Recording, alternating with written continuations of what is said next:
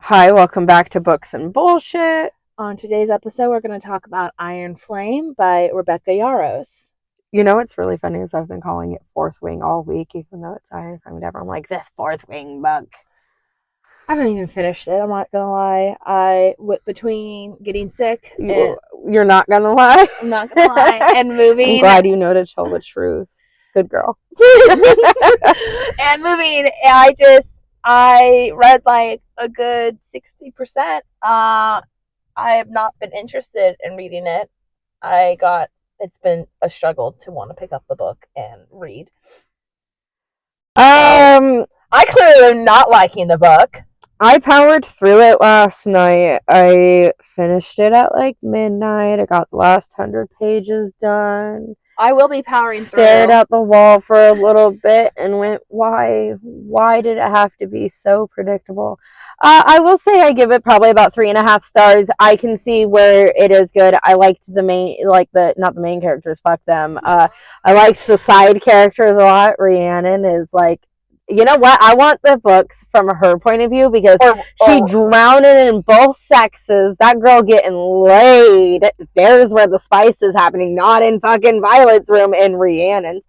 That's the other thing that made me mad. Where is the spice? Where is the spice? No spice. There's like one pepper. I would say like one pepper spice. It is almost borderline behind closed door spice, where you get like the kissing and then all of a sudden the implication that's what they're doing, and then they take you outside of the door. You know what I mean? It's almost that, except we only got a couple dirty scenes throughout all of it, and by like the halfway point of Iron Flame, you get one scene where he eats her out in a chair, and that's it. That's the last of it. I also enjoy it from Riddick's point of view. Him and his dragon seem to just be having a grand old time with their pranks.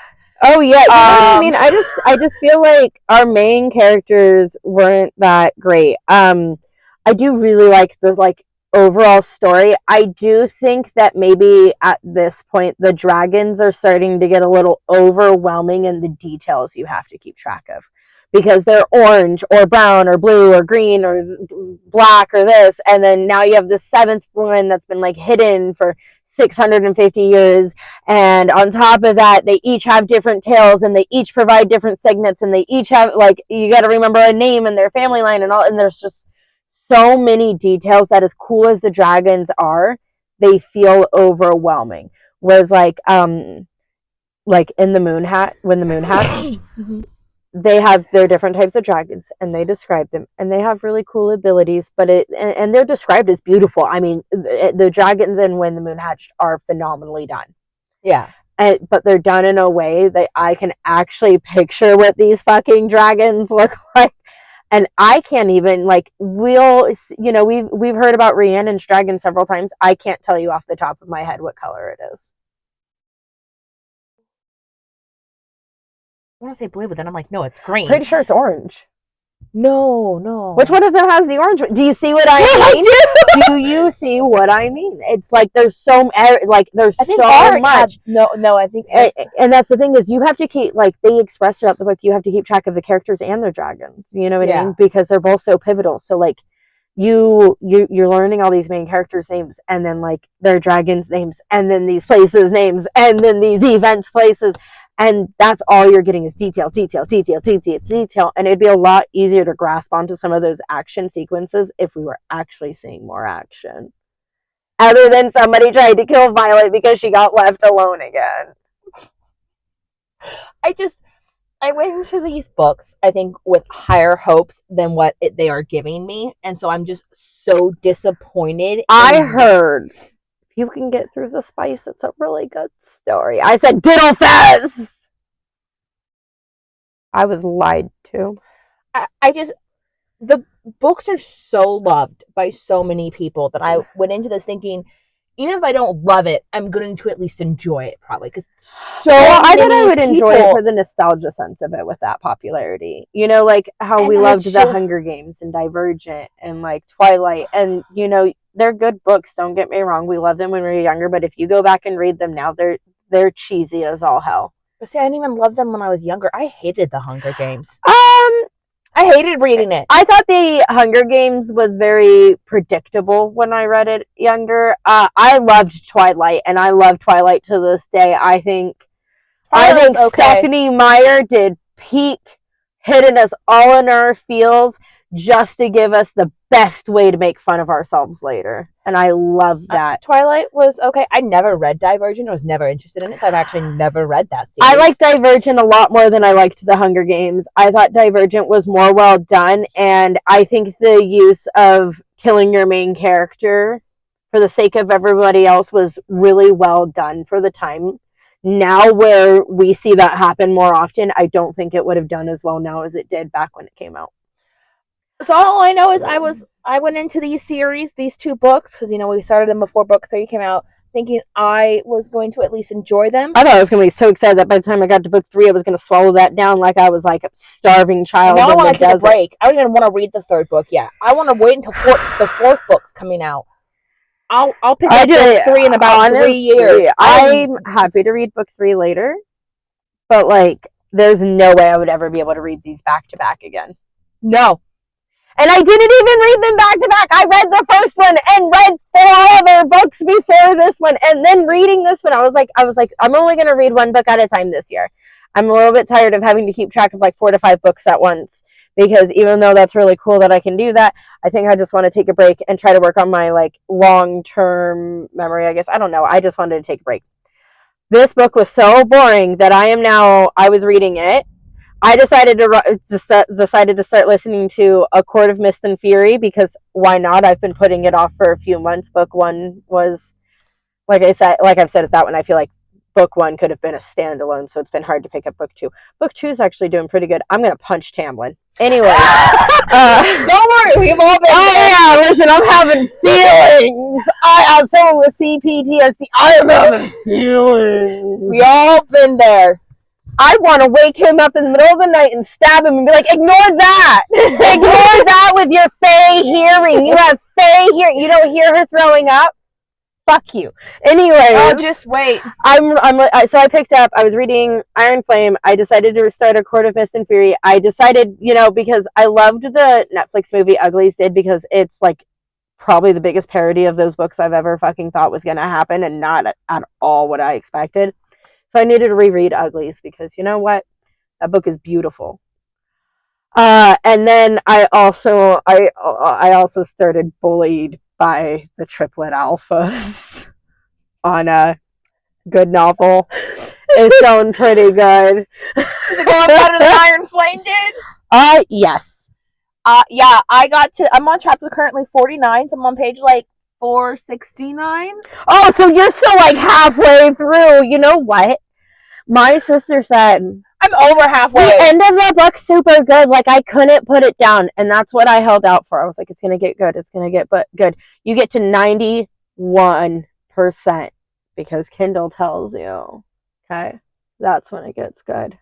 And then by 98%, the book's over, because the last 2% of the book are nothing but acknowledgement credits and the first 2 chapters of Heavenbreaker. Yeah, Heaven Beaker. I can't read that text on the cover of that book very well, to be honest. You're good. It breaks my brain up. Yeah. So all I know it's just so boring. I am going to finish. I'm gonna finish it. It's going to be a process. It is.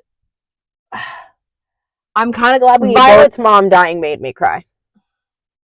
That's probably the best scene in the whole book, is how they wrote Violet's mom dying, because it was the perfect way to redeem a character that in your eyes from the beginning had been painted as like the bad guy, and then you have these events that solidify it almost.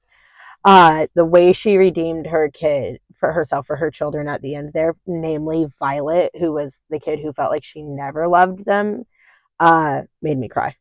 A little bit. Not like, but like I had some tears leak out. Yeah. A couple little drip drops. I'm going to try and finish the book. You got this. Don't be me. I DNF'd Rose Red, so at least there's that. I can't even remember what that book was about. It was so bad that like literally I can't even remember any details other than I didn't fucking finish it. Oh, I can tell you still about it. So you know what? At least it wasn't that bad. It's okay. I don't know how to describe that. It's not bad. It's not bad. It's just not good. Yeah. It's very That's what I was mediocre. trying to describe to someone else when I was telling them about it, and they're like, the way you're describing it makes me not want to read it. I was like, no, listen, you have to understand that I do not like this book. I can see where so many people like this. It's kind of like with my opinion on Harry Potter. I can see why so many people like it, but the writing style is not it for me. It's very boring. It's very generic. She uses the exact same words to describe people over and over again, and I get that should, in a way, give you a sense of familiarity, but it bores me. It also is boring. I need you to use different adjectives. Please find some other adjectives. The Thauruses exist for a reason. And then on top of that, the action you do tend to get through a majority of the book is based on the character. Oh, Violet almost got killed again. Oh, Violet's getting tortured again. Oh, Violet this. Oh, Violet that. And then you'll have these moments at the end of the book and once in the middle of the book that are actual plot drivers. And then the rest of the book is Violet in a tizzy, not making any progress because she found out a boy lied to her again. I think the only part of me that's kind of looking forward to Onyx Storm is the fact that it's broken up into different Pavos. So you get more than just Violet. Oh, see, that would be so nice. This story might be better if we had some chapters from Rhiannon. Just saying. And I think in the and Riddick and Sawyer. Yeah. And literally everyone but Xaden and Violet. Yeah. Literally. I went in hoping for at least a 4-star book. Book 1 kind of hit 4 stars. Book 2 for me is a 2.5 to a 3. I can understand why other people like it. I am just struggling so hard to read it and wanting to read it. I have been having to fight myself to get motivation to just want to pick the book up to read, which is usually my tell of a sign that the story's just not for me. I usually don't struggle to pick up a book, and I have been actively doing things that I picked doing chores over reading.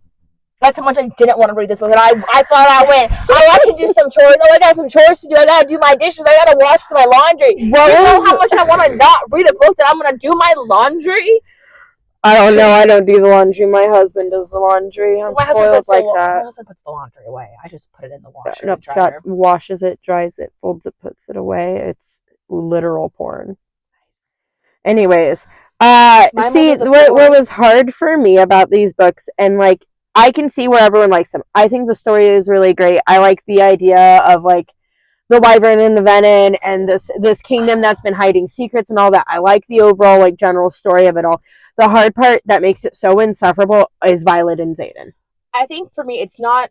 I like the story's concepts. I hate how it's being executed. Well, because it's being executed from Violet and Xaden's point of view, and they are not good main characters.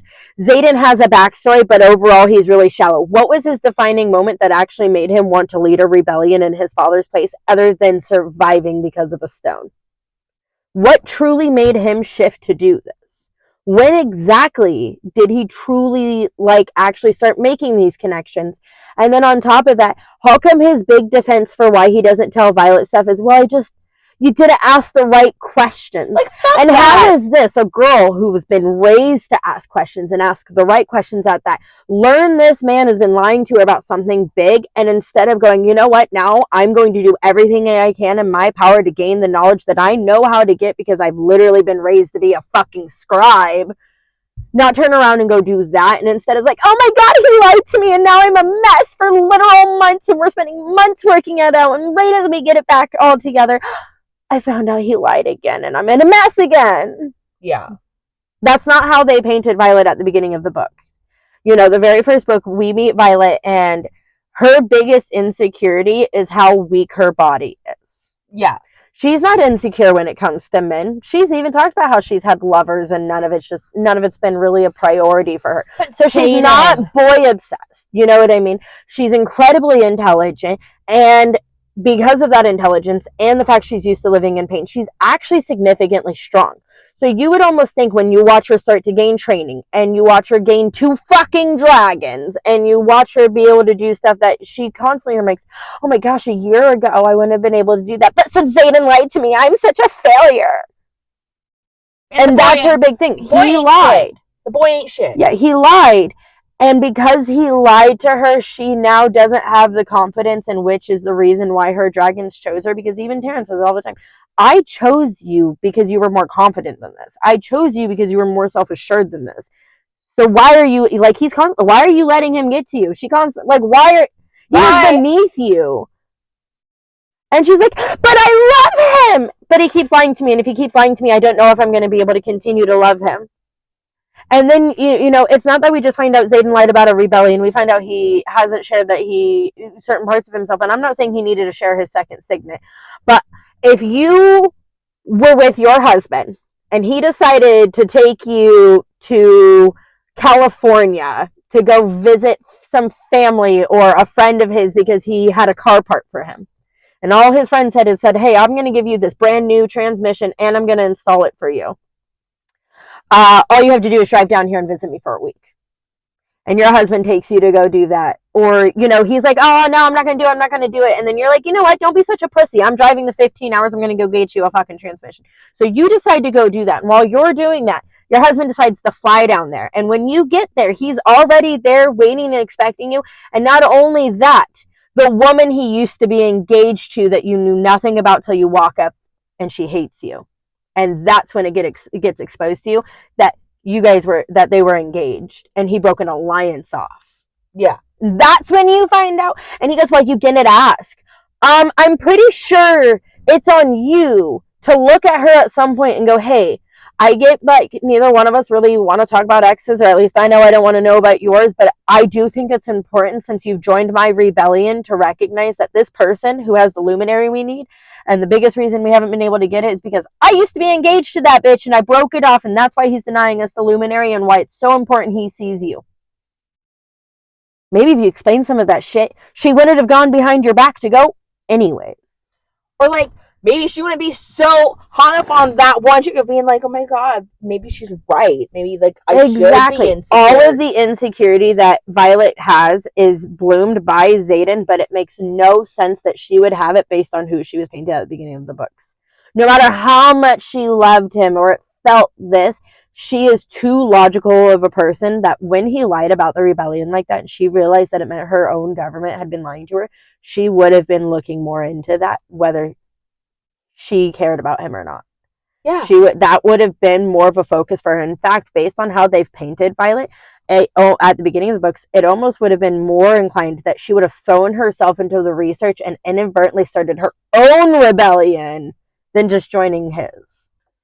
That she would have been looking into it, and then that because she was so mad at Xaden and them, she would have trusted like Rhiannon and Sawyer and her squad mates and told them, and they all would have looked more into it and gotten to conclusions 10 times quicker and probably way more successful, and they probably would have been able to leave with all of the cadets instead of only half of them. Also, she would have killed Jack Barlow instantly. Instead of doubting herself or letting that fear and that anxiety that came from when she thought she killed him because she was worried about what Xaden would view her as. Like, fuck that. Kill the motherfucker. You know what? Kill him. Kill him! I don't know. I get where she's trying to go.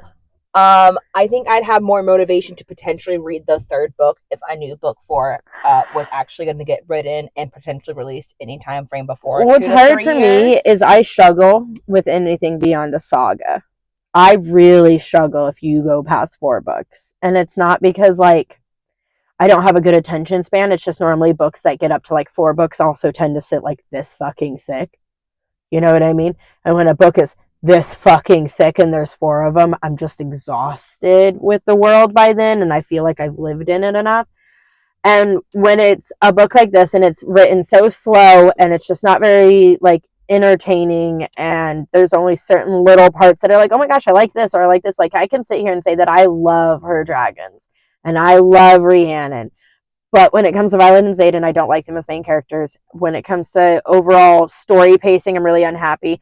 The way she's handled Violet's powers has really pissed me off because, you know, we have Carr who's teaching her to just as many in an hour as you can, as many in an hour as you can. And then we have the fight at Reason where she pauses time and then uses her hand to guide the lightning bolt. She has the clue right there. She guided it. Yeah. You know, and then she's sitting there talking with Felix on the mountain. She's like, well, I don't know what I did different.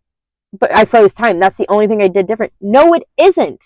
Instead of spreading your fucking hands out like a Nimrod, you guided it. You know what you did different. And then we go through these weeks of training with Felix. Oh, well, I can stretch it for like 15 feet from my hand to the conduit now. I can only do this. And it seems like very minimal, basic grasp of control that she's starting to get by the time they go back to Basquiat, you know? And so she's sitting there and she's gained a little bit of control. She can, you know, she's learned how to power the conduits and stretch her powers between them a little bit and whatnot. But then all of a sudden there's this moment in the final fight where she's like, she's doing it again. And she goes, no, that's wrong. It's about control. This is the symphony. And I am the conductor. The conductor. And then all of a sudden she's guiding bolts to hit people. And she doesn't have perfect aim. They make sure you know that. Out of, you know, I'm hitting them like 2/3 of the time. That's still a majority. You only just gained this 1/3 or 1/4 or 1/10 maybe. Right?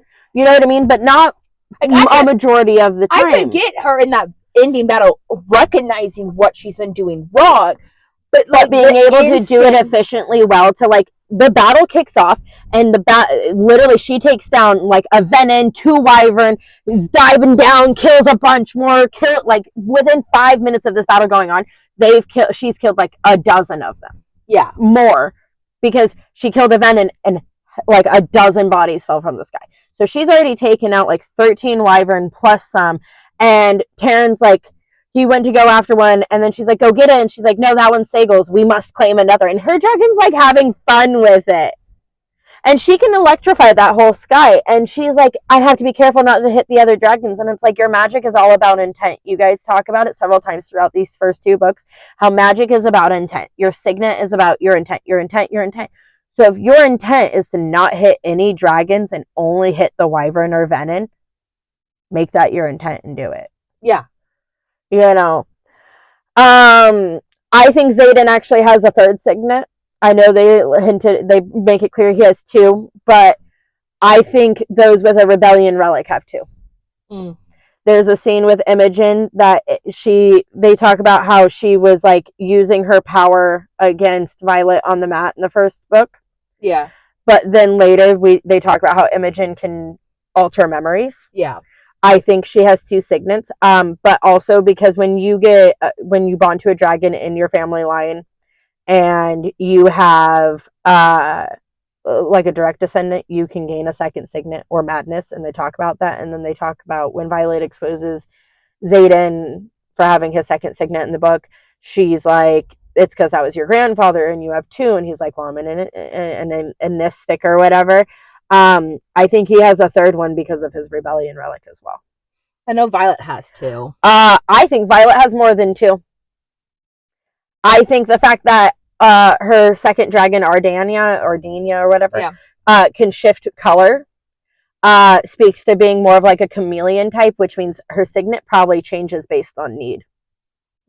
Just like her dragon's color would change based on the need she needs to camouflage. I think that's why in certain points, like, we have what almost looks like the beginnings of manifestations of power with Violet. And I think what it really is that we get that moment as well with Felix where she's talking about with Terran's magic, she has pure power and that she's just chosen the form of lightning. I think that Terran's power mixed with her other signet allows her to almost transition her signet between different things. That's fair. You know, that are what would be considered like pure power signets, which would be things like elemental magic, air, wind, fire, you know, things like that, as well as like storms and things like that. I also think she would probably eventually develop the ability to use those elements to cloak herself, which means she could essentially, like, if she's leaned up against like a rock, she could blend herself to look like she's part of that rock, just like how her dragon blends itself with boulders at one point and you can't even tell it's there, like a chameleon.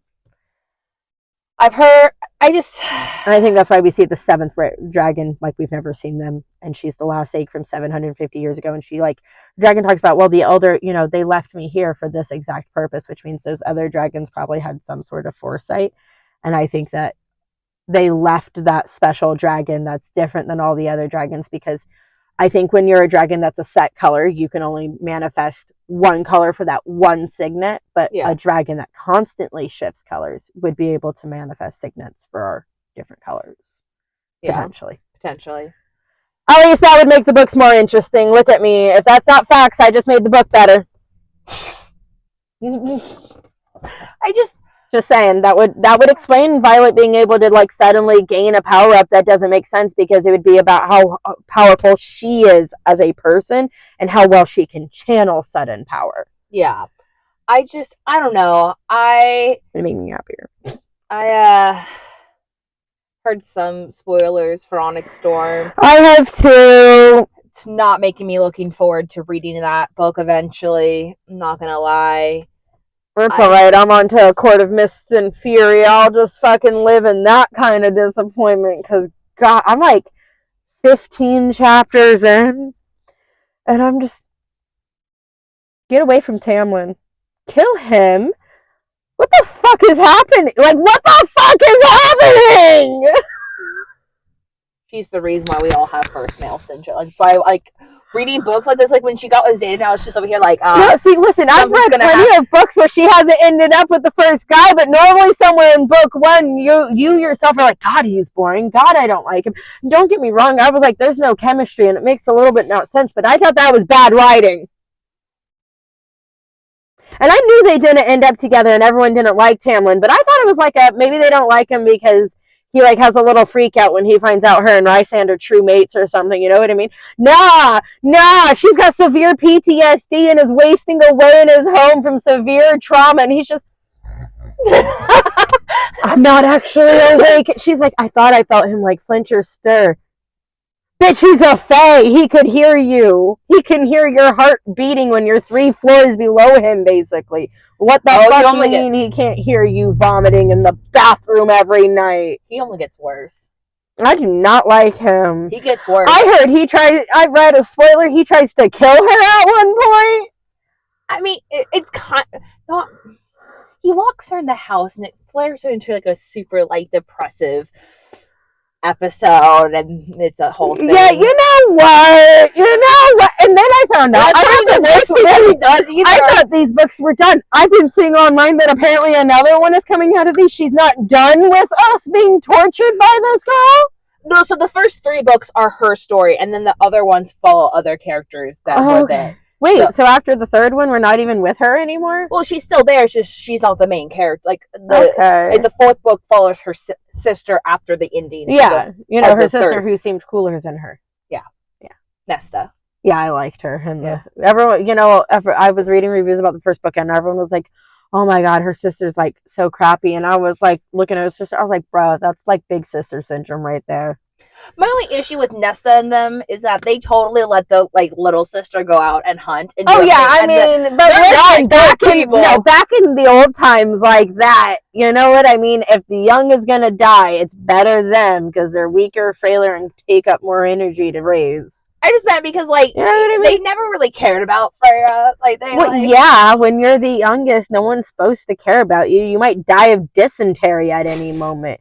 And I believe in like back way when they didn't even like count a child as like alive in the family records till like 5. So I was just saying they just never got better. They never got better. They're still kind of assholes to her. Yeah, but I mean it's all right.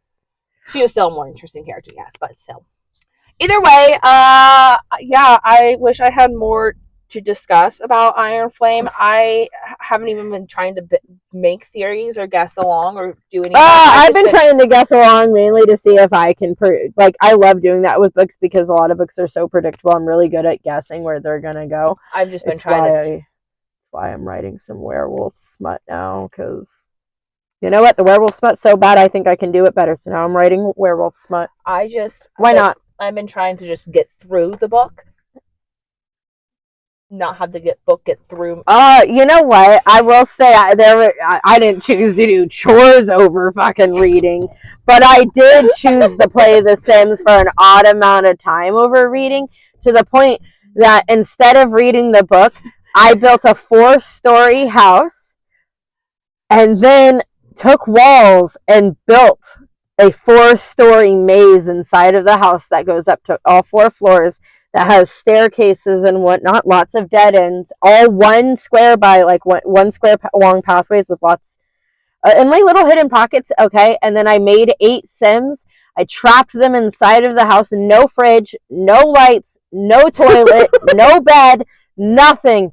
And I'd wait till they were almost starving, order a pizza to get delivered to the house, put it outside, and then I'd put it somewhere. Well, then after the first sim died, I decided, you know what?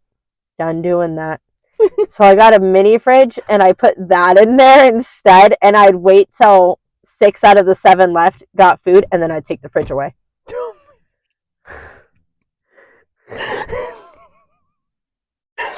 So sadistic. Well, that got boring after a little bit too. So then I just took all of the food away, put it on extreme fast forward, and waited until there was only one left, and I kept her alive, and then I filled the house with 7 more victims. And I took all the urns and I placed them strategically in the dead end so they can stumble upon the previous dead. And that's what I did instead of read this fucking book. I mean, can you imagine if Also, my homeless teen married her long-term boyfriend, Brody, from my main family, and they had a baby that they named River. And Freckle became a child. That's Farkle's kid. Oh, and Chuck Bass got struck by a meteor and died. And he was a ghost living in my home for a bit, but then he kept exploding goo all over the walls. So then I sent him to the afterlife because that was fucking gross. All I'm saying is, though, with the urn one, can you imagine how good of a horror book that would be? Like, just like you follow one character all the way through. She's the one who lives after finding, and only just. And right as you think she's going to, like, this might mean she gets out, all that happens is a fridge appears. And then she eats, and then 6 more come in. And yeah, see, exactly. Exactly. You see where I'm going? So I'm like, I'm thinking about modding my game to have extreme violence so I can make them fight each other, because the thing I was doing in there is so that way their social bars, when it go up, I made them all enemies and made them talk shit about each other and to each other and stuff until they all fucking hated each other. So, but I think that could be a good horror book, though. Just like somebody like The Maze. Yeah, pretty much. Will she ever get out? And then, you know what? Just because I'm this kind of bitch, it turns out there's a man watching her the whole time, and he's in love with her, and he's just trying to see if she's really strong enough for him. And after like the 4th or 5th round, he puts himself in the maze with her. Yeah. It's gonna get didgery doodly doodly. And by the time he gets in with her, she's so fucking gone. Like, think Harley Quinn. Like, oh just, yeah, no, like, she's straight fucking insane. Right, she's killing people in the maze now. Like, but that's why he entered it. She gets so crazy. She's actually killing them instead of letting them die off now, and she's hunting them through the fucking maze until he goes in to like be like, listen, this isn't what I meant. I just wanted to keep you because I love you. And now she's hunting him in the maze. Or it's like by like round 3, he's talking to her through the speakers, and she thinks she's going insane until they meet in round 4, and then she hears his voice, and she's like, "You're the one." And like think like, oh my god, just starts like, Stockholm syndrome, like to like you guided me through my darkest. Oh my god, that'd be hilarious. I'm so down. Let's do it. I think we should just do unscripted audiobooks. Audio concepts. Someone make this a book, please. I'll read it out loud for you. But yeah, I don't know. I have been so disappointed in the books we've been reading. I'm not. Yeah, there's been a couple non-bangers. I mean, Rose Red was bad, and this was bad. I still enjoyed Games Gods Play and Phantasma, and I enjoyed what the fuck was that other one we read recently? I can't keep track. Not the Crimson Moth. Not that one. Yeah, well, Crimson Moth is Heartless Hunter. Yeah, I liked that one too. That one was pretty good. I have a lot of perspective about Quicksilver now because Quicksilver is probably like 4 or 5 times better than Iron Flame for story pacing, and that one I felt was kind of boring too. So I guess you definitely gain perspective the more books you fucking read, and I thought I didn't have a lot of perspective to read, but I realized maybe I was like, I think prior to the podcast, I was reading more so to like just have the hobby and just like flowing through the books. And now that I'm reading to also think more critically about them in order to like discuss them, I might have read a lot of fucking garbage. That's easy to do. You know, it's not my fault. It's that damn addictive werewolf smut. I'm scrolling Facebook, trying to mind my business. All of a sudden, he slammed her against the wall while his tongue was ravishing her holes. And I'm like, what? What? And then I spent 15 minutes reading this fucking ad, and I'm like, oh my god, I need to know what happened. I know what happens next, but I need to know. So now here I am, Galatea, awful, alpha novel, good novel, raking in my daily fucking coins to read my daily fucking chapter just so I can read 9 pages of nothing just for the occasional page of really hot fucking. Okay, I've been there too, though. It's okay. I just really like the fucking parts. I thought When the Moon Hatched had the perfect balance of story to fucking. Fair. You know, I can't wait to see how with Crimson Moth / Heartless Hunter, how they end up together, because, you know, they were like vibing, and I was sitting here, remember we were both sitting here, how the fuck is this enemies to lovers? How the fuck is this enemies to lovers? And then it's book 2. Ooh, what if the true story to Enemies and Lovers with Xaden isn't about their first couple years together, but after he becomes a Venom and how she has to learn to re-love him now that he has no soul, basically.